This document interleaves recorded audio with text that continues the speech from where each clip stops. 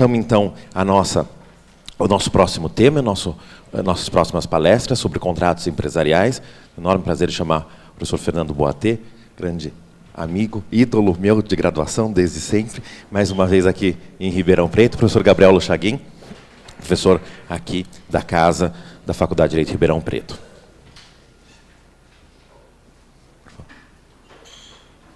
Você vai precisar de alguma?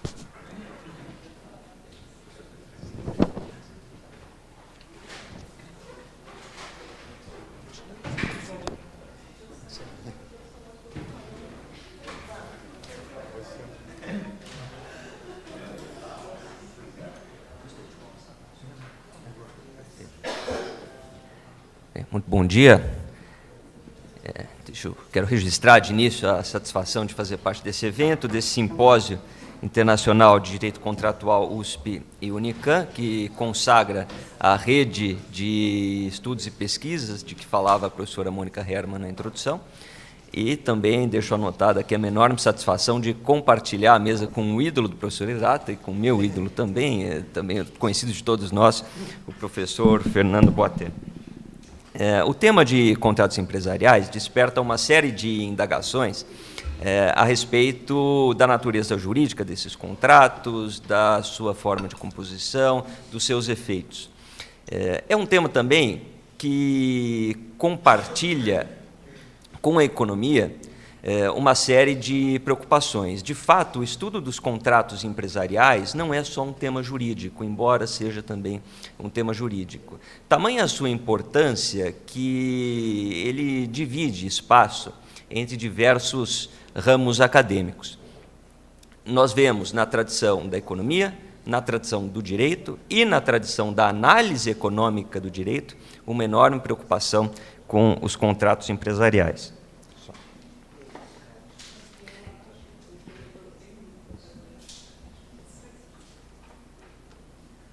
Não, tá bem. Não tem tanto problema. Só erguei o microfone. Bom, esse é o tema da minha apresentação. Eu pretendo considerar esses aspectos gerais dos contratos empresariais sob a perspectiva da empresa, sob a perspectiva da sua função no processo econômico e, mais especificamente, como é que nós chegamos a este ponto em que os contratos ocupam um papel central na própria teoria da firma. Teoria da firma é um termo técnico, no sentido de que ele tem um sentido específico. Ele compreende um conjunto de aspectos teóricos que se foram desenvolvendo, sobretudo a partir dos anos 30, mas que ganha importância a partir dos anos 70 e a partir dos anos 80, tanto nos estudos da economia quanto no direito. Mas nós não chegamos a esse papel dos contratos empresariais a partir do nada. Não é um tema que cai do céu no campo do estudo econômico. Nós observamos, ao contrário, um sucessivo processo de compreensão a respeito da natureza da empresa que nos conduz, posteriormente, a destacar o papel dos contratos empresariais.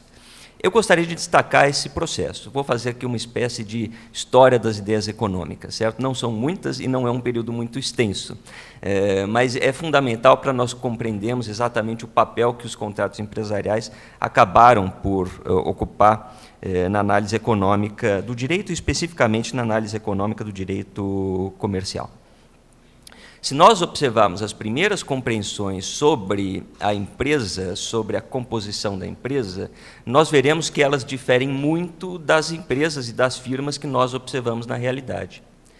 Aquilo que os neoclássicos diziam sobre a firma, dizia respeito a uma firma que produz um conjunto muito pequeno de bens e serviços, ela é responsável pela produção de unidades de bens sem uma integração significativa na cadeia produtiva. Então, nós temos uma empresa que produz microfone, temos uma outra empresa que produz cadeira, temos uma outra empresa que produz mesa, e essas empresas não se integram grandemente, né?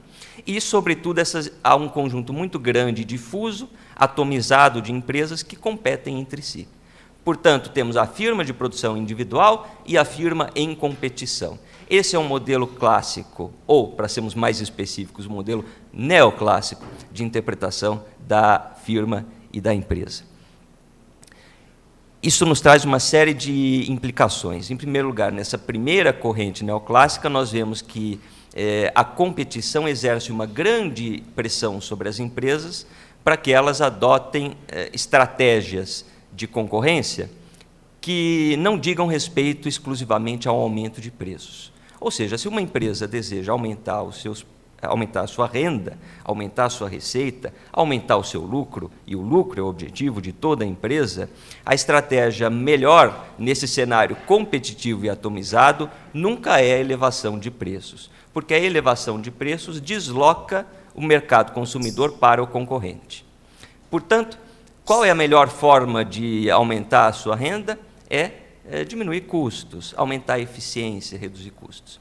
A compreensão da firma, portanto, na teoria neoclássica, é basicamente a de uma unidade de transformação, uma unidade tecnológica de transformação de insumos em produtos finais. E essa transformação busca ser tanto mais eficiente quanto possível por meio da redução dos seus custos.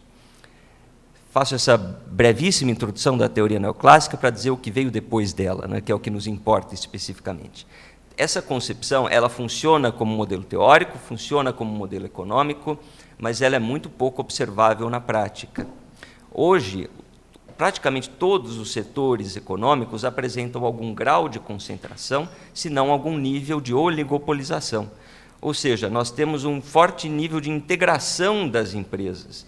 Essa ideia da empresa que produz bens individualizados e produz unicamente aqueles bens é uma ideia que funciona como modelo teórico, mas não como uma compreensão efetiva da economia tal como ela se organiza na realidade. Isso desperta a atenção dos estudos econômicos e jurídicos, sobretudo a partir das primeiras décadas do século XX.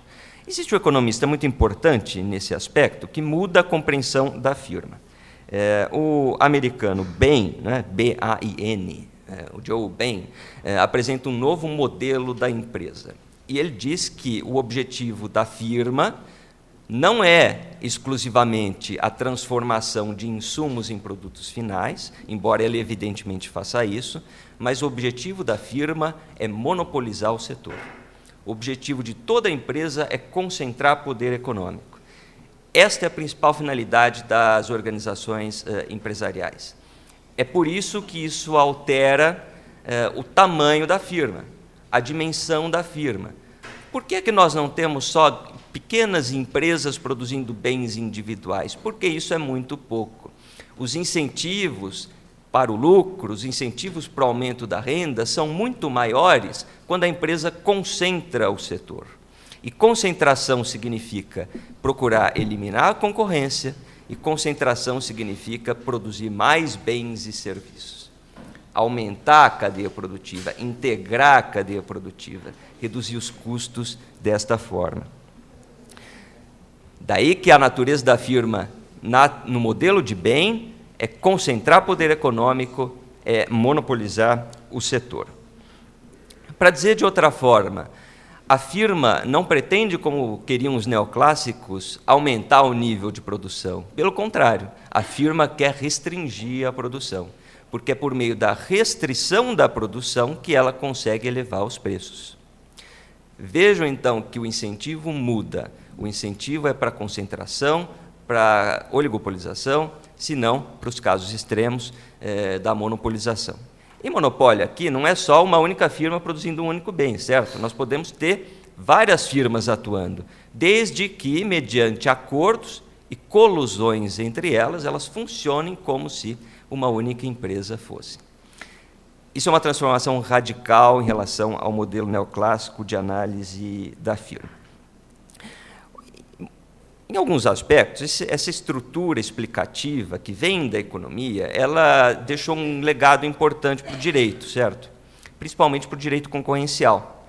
Porque a ideia do bem era de que, e bem parece aqui a palavra em português, não é? Mas do economista, a ideia do economista Joe Bain era a de que a estrutura empresarial influencia o resultado do processo econômico.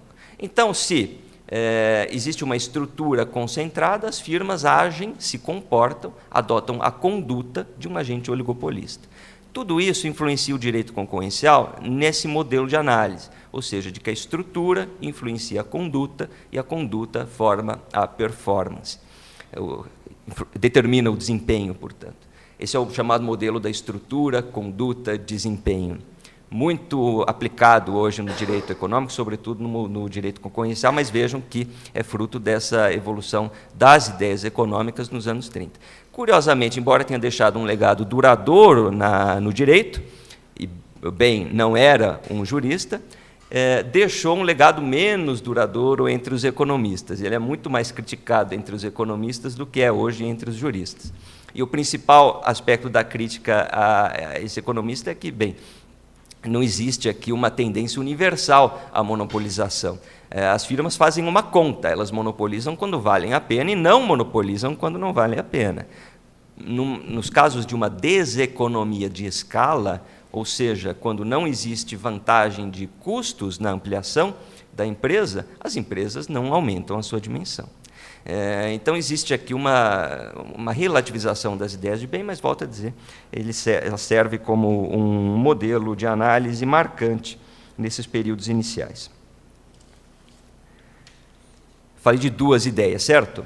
Parto, então, para a terceira. A partir dessas críticas econômicas, a ideia do Joe Bain e também a economia neoclássica, nós temos um terceiro momento na compreensão da firma, que critica tanto a ideia simplista de que a firma é só uma unidade tecnológica de produção de bens, quanto a ideia também simplista de que a firma é só uma estrutura que visa a oligopolização. A terceira crítica vem aqui de um economista muito célebre, que é o Schumpeter. O Schumpeter diria que a firma visa a inovação tecnológica. Ela não é só uma estrutura simples que visa concorrer pela redução de custos, como previam os neoclássicos, e ela não só visa a oligopolizar o setor. Sobretudo, o objetivo principal da firma é tornar o seu competidor obsoleto. Essa é a grande força que move as organizações empresariais. Por que, afinal de contas, as firmas se formam, as firmas se consolidam? Porque elas são uma estrutura potente de favorecer a inovação. É a possibilidade da destruição criadora que permite que o surgimento de grandes empresas, de grandes estruturas empresariais, inovem o modelo produtivo, proponham novas formas de organização da atividade, formem novos bens, descubram novas formas de organizar o trabalho dentro da empresa, e é tudo isso que fornece a evolução do capitalismo. O capitalismo é um processo evolutivo. E Schumpeter diria, o modelo neoclássico, o modelo de bem, são modelos estáticos de concorrência. Eles não consideram a evolução do processo competitivo. E o argumento é muito ousado. Ele dizia que, se nós compararmos a eficiência da competição pela inovação com a mera competição pelos preços, isso é como um bombardeio comparado com um arrombamento de porta.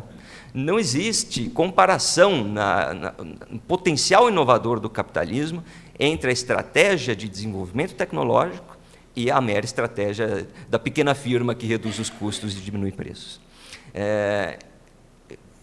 Portanto, Schumpeter não teria nada contra os monopólios, certo?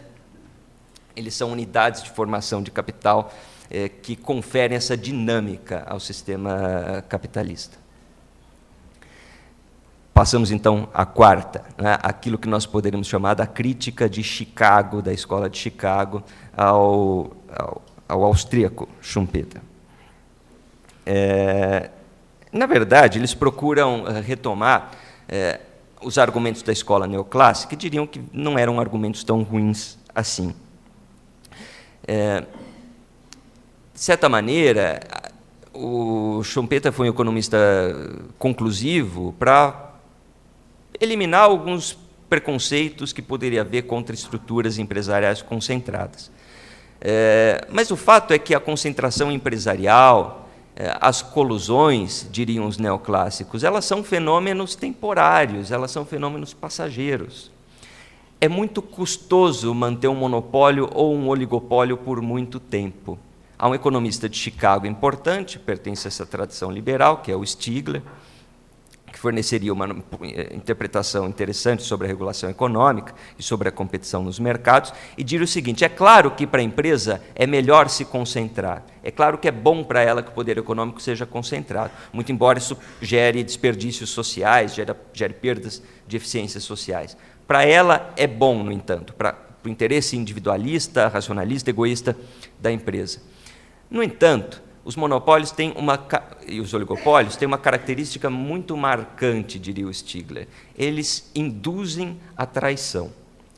É muito difícil que as firmas coludentes permaneçam em colusão por um longo período de tempo. Da mesma forma que essas estruturas concentradas se formam por um determinado período, elas garantem incentivos para cada um dos seus agentes retirarem vantagens em relação aos demais. Então, continua a haver processos de transferência de clientela, de captura da clientela, sem que a associação, sem que o grupo tenha plenas condições de monitoramento e acompanhamento desse processo. As firmas continuam com as estratégias individuais de absorção das rendas que são divididas entre os grupos. Tá? Portanto, essa característica conferiria aos oligopólios uma grande instabilidade. Eles não permanecem ao longo do tempo.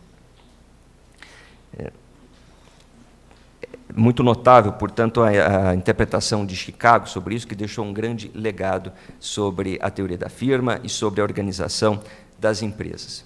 Muito bem, chegamos então a um quinto momento, esse mais determinante, e espero que sirva para relevar o tema de que o professor Fernando Boatê vai tratar com um brilhantismo, que é o tema dos contratos empresariais. Vejam, há uma quinta interpretação sobre as funções da firma. Retomando, ela não serviria só para diminuir custos, ela não serviria só para monopolizar o setor, ela não serviria só para promover inovação tecnológica, como queria o Schumpeter, ela não serviria só para garantir eficiência produtiva, como queriam os neoclássicos de Chicago, mas ela serviria, sobretudo, para reduzir custos de transação. Esta é a quinta possibilidade interpretativa da firma. Essa ideia vem dos anos 30, com um economista muito conhecido de todos, também nas faculdades de Direito, que é o Ronald Coase, Prêmio Nobel da Economia, até daí a sua grande projeção nos debates econômicos. Aquilo que os economistas anteriores haviam dito sobre a razão de ser das empresas não explicaria tudo. As firmas surgem por razões estratégicas, diria Coase. E a razão estratégica entre integrar a produção numa empresa ou contratar no mercado seria basicamente uma relação de custos. Ou seja, o empresário e os empresários observam: vale a pena adquirir esse bem, esse insumo, contratar esse serviço no mercado, ou seja, de outros agentes, ou vale a pena trazer para dentro da produção? Integrar, portanto, a cadeia produtiva. Se valer a pena trazer para dentro da produção, a firma se forma. Se valer a pena continuar comprando dos outros, a firma não se forma. Portanto, seria essa oposição entre a firma e a troca no mercado que explicaria o surgimento dessas concentrações empresariais e de qualquer entidade que desempenhe a atividade econômica. O tamanho da firma é determinado, portanto, por esse tipo de cálculo. Cálculo com relação aos custos, só que mais especificamente aos custos de transação, ou seja, aos custos das trocas, os custos das relações econômicas que a firma estabelece internamente e que a firma estabelece com o exterior. Ora, o que é que são custos de transação, se não as decorrências, as implicações dos contratos que trava a firma? Dos contratos internos que ela trava, por exemplo, com seus empresários, com seus acionistas, com seus diversos detentores de direitos com relação àquela empresa, e dos seus contratos externos. Os contratos com os fornecedores de insumos, os contratos com fornecedores de matérias-primas, etc., etc. Nós temos aqui, portanto, a compreensão da firma não só como uma caixa preta, como queriam as escolas anteriores, alguma coisa que é observada de fora para dentro e aquilo que acontece dentro dela não interessa muito para a análise econômica. Não, aquilo que acontece dentro da firma, para a teoria do Coase, importa muito, porque é isso que vai determinar quando a firma se forma e quando a firma não se forma, e também a sua dimensão, a extensão do seu mercado. São os custos empresariais, os custos de transação, que nos ajudam a entender, portanto, a dimensão das empresas e a própria razão de ser das firmas. Coase apresenta uma definição, então, da firma, nada mais, nada menos do que um feixe de contratos. É isso que nos permitiria entender, portanto, o surgimento dessas estruturas, dessas unidades, que não negam aquilo que os economistas anteriores diriam, mas nada daquilo era concludente ou explicava absolutamente o que significava a firma no contexto econômico e jurídico. Bom, muito obrigado. Eu espero com isso ter explicado, pelo menos minimamente bem, essas escolas tão diversificadas do pensamento da análise econômica do direito. Agradeço a atenção de todos e passo a palavra aqui para o grande professor Fernando Boatê.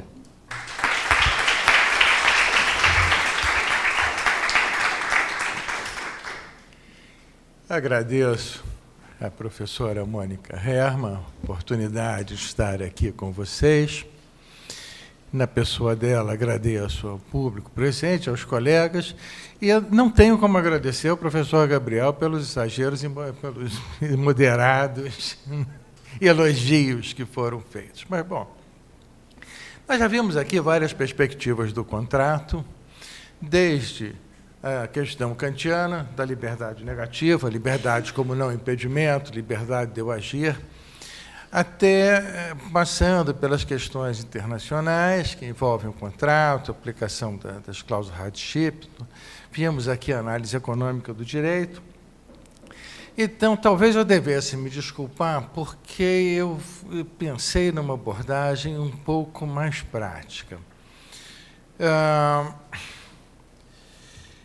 O meu caminho é um pouco diferente. Em vez de ter pensado uma questão muito nova para trazer para vocês, eu fiquei pensando em algumas questões sobre as quais ninguém mais tinha dúvida e que, de repente, elas voltam com muita força por intervenção do legislador ou por intervenção da jurisprudência. Então, após uma breve retomada aqui da distinção entre contratos civis e empresariais, eu vou examinar principalmente o caso do contrato de transporte internacional, que a jurisprudência do Supremo Tribunal, que já era pacífica, como demais tribunais superiores estaduais, já era pacífica, no sentido de que cabia indenização integral pela perda de bagagem, inclusive por aplicação do Código do Consumidor.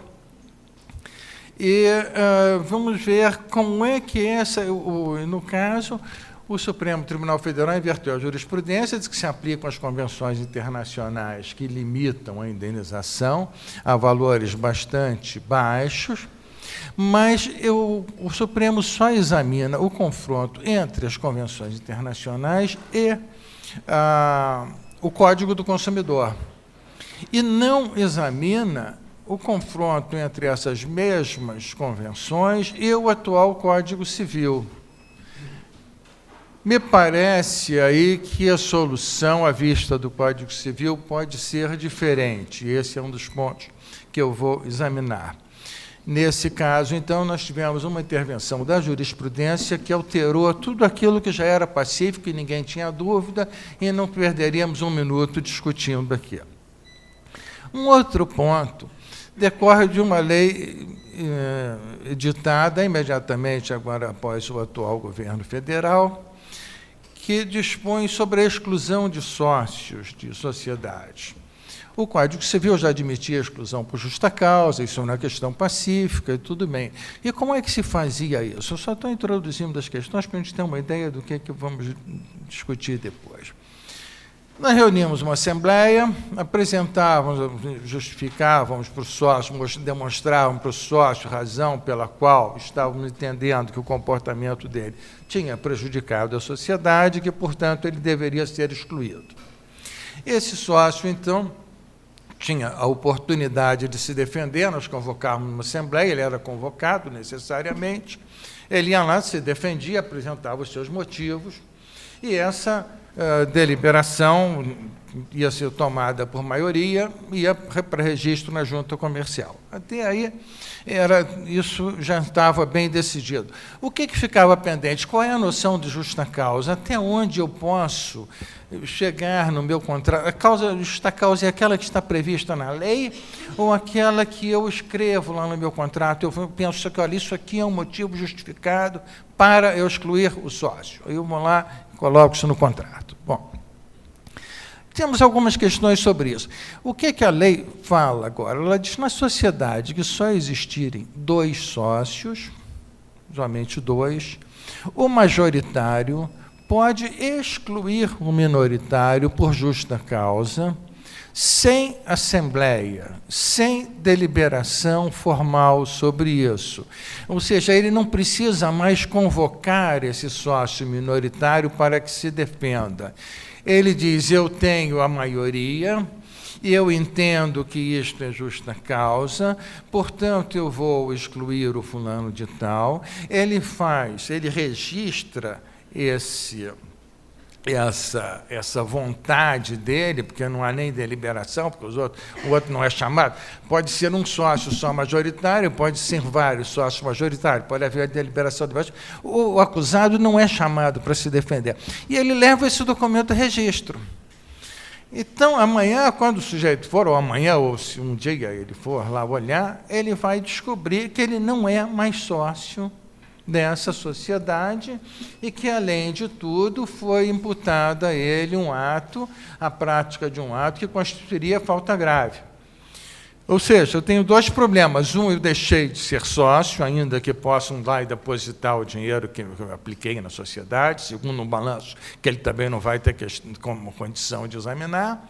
Mas, principalmente, ele vai ter um registro público contra ele, com uma acusação de falta grave contra a sociedade da qual ele participava, sem que, ao menos, ele tenha condição de saber o que aconteceu. Bom, esses são os temas em geral. Vamos ver aqui, então, alguns princípios gerais sobre contratos civis empresariais, para depois nós retomarmos essas 2 questões. A parte do direito civil mais próximo do direito empresarial, naturalmente, são os contratos, como todos nós sabemos, com uma diferença determinante. O direito civil cuida sempre de atos isolados. O direito comercial ou empresarial, ainda que por que eu digo às vezes empresarial e outras vezes comercial? Não apenas pela questão da idade, mas também porque o direito empresarial nunca abordou todo o campo do direito comercial. Mas aqui entre nós passou a se tratar todo o direito, como direito empresarial, todo o direito comercial, que isso, na realidade, não acontece. Portanto, eu vou tratar esses 2 termos como sinônimos. Então, a principal distinção é essa. Então, quando nós temos alguém que está praticando atos isolados, por exemplo, se eu resolvo vender um livro da minha biblioteca, eu estou praticando um ato único, ou que eu vou amanhã, no mês seguinte, eu vou vender, tudo bem. Mas o livreiro, aquele que todo mês, todo dia, toda hora vende livros, esse é um empresário, porque ele pratica esses atos com habitualidade. Isso é uma atividade dele. Temos aí uma primeira distinção entre atos civis e empresariais. Agora, o empresário ele sempre vai tratar com outros empresários? Não. O professor Gabriel estava tratando aqui de uns casos em que são relações entre empresas. Os empresários estão tratando entre si. Normalmente, o contrato, quando ele tem um contrato com outro empresário, esse seria, vamos dizer assim, para um contrato empresarial propriamente dito. Mas ele pode estar negociando com consumidores, ele pode estar negociando com aquilo que o Orlando Gomes chama de contratos existenciais ou não empresariais. É o sujeito que compra a casa própria, por exemplo. Ele está comprando uma coisa que é fundamental para a vida dele. Ele não está comprando uma simples mercadoria, ele está comprando uma coisa que é essencial para a vida dele. Bom, então temos aí algumas distinções. Agora, uma outra distinção. A formação desses dois ramos do direito é diversa. O direito civil ele é formado principalmente pela atividade do legislador. O legislador, habitualmente, ele é um intelectual, ele tem uma noção sistemática da realidade, ele elabora isso e cria as normas de direito civil. As normas de direito empresarial, elas são formadas de uma maneira um pouco diferente. Elas normalmente nascem da prática do empresário. Desde sempre, o comerciante ia lá, fazia, ele estabelecia uma nova maneira de estabelecer relações jurídicas. Então, ele criou os títulos de crédito, ele criou as sociedades.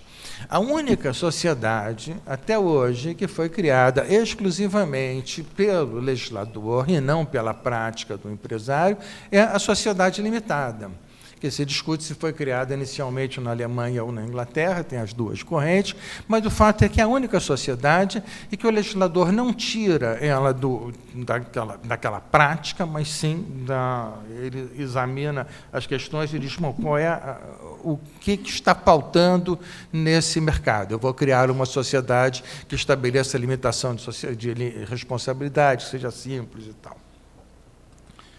Bom, temos outros contratos que nem ao menos constam com nenhuma que o legislador ainda nem ao menos ele estabeleceu normas sobre eles. Então, temos, por exemplo, o contrato de leasing, que começou na área empresarial e depois passou a ser regulamentado pelo legislador.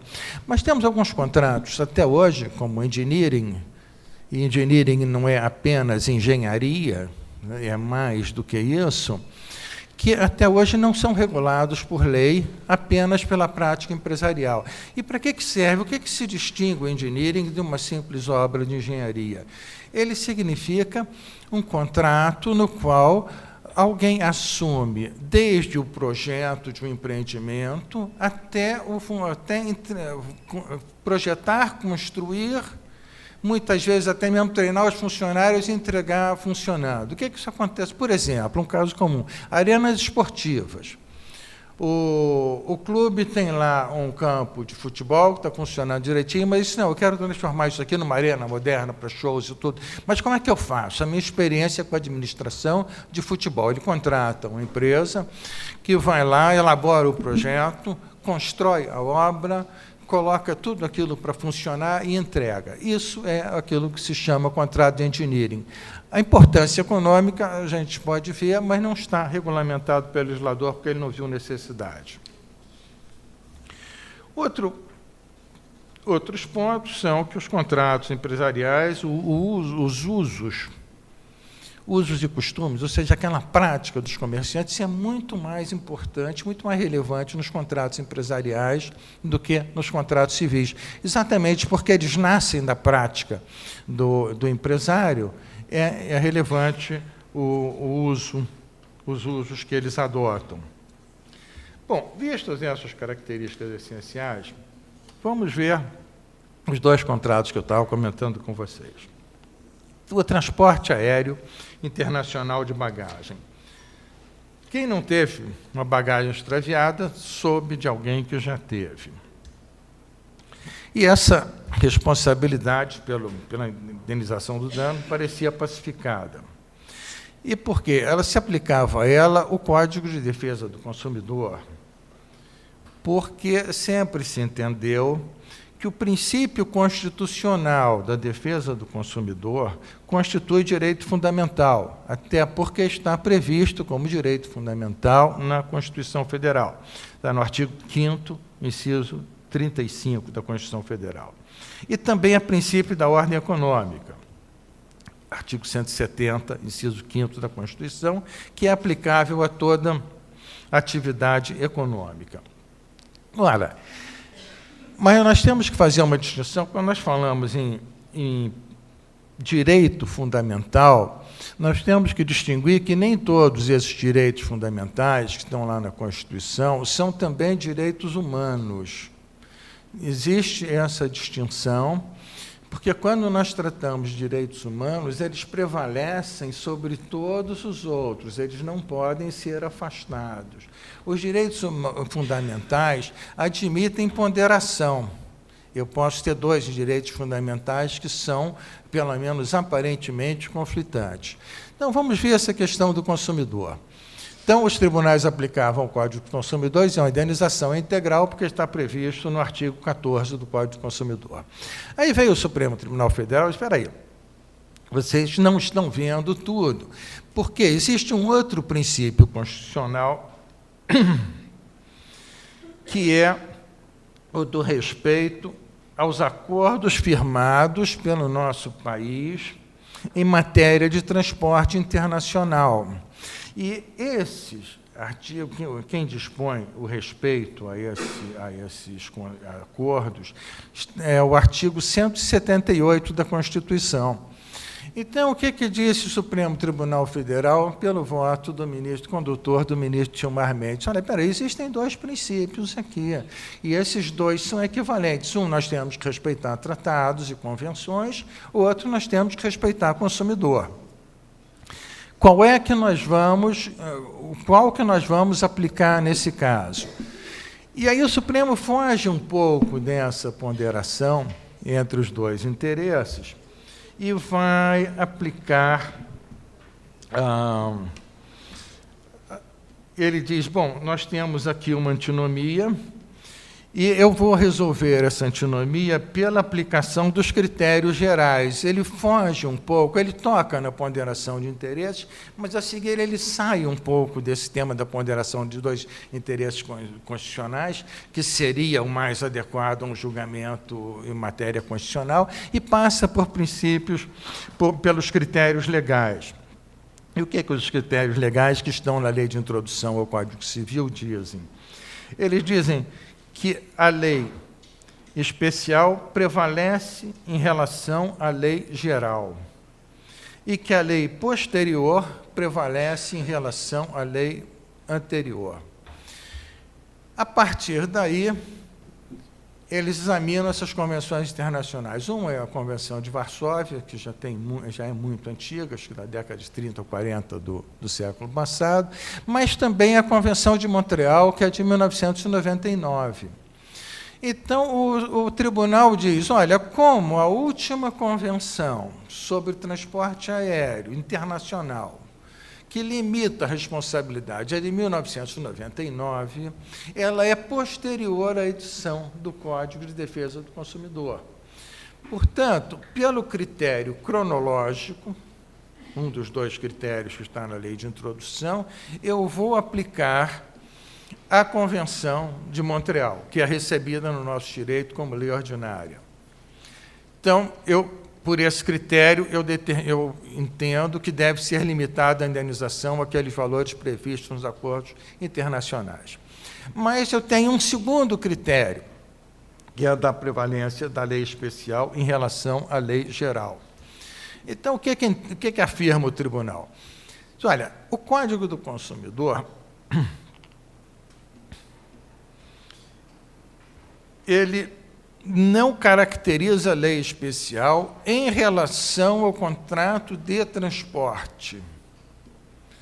Então, ele é lei geral em relação ao consumidor, mas ele não regula o contrato de transporte especificamente. Entre o confronto entre o Código do Consumidor e convenções internacionais sobre transporte aéreo, ele diz que a convenção é lei especial em relação ao Código do Consumidor no que se refere ao contrato de transporte, não a todos os outros. Mas nesse aqui, eu estou aplicando dessa maneira. Então, ele diz, bom, pelos dois critérios, pelo critério cronológico e pelo critério da especialidade, eu vou limitar a indenização aos limites previstos na Convenção de Montreal, que é a convenção mais recente. Bom, o Código Civil não foi questionado, a aplicação do Código Civil não foi questionada nessa ação, porque não foi parte da lide.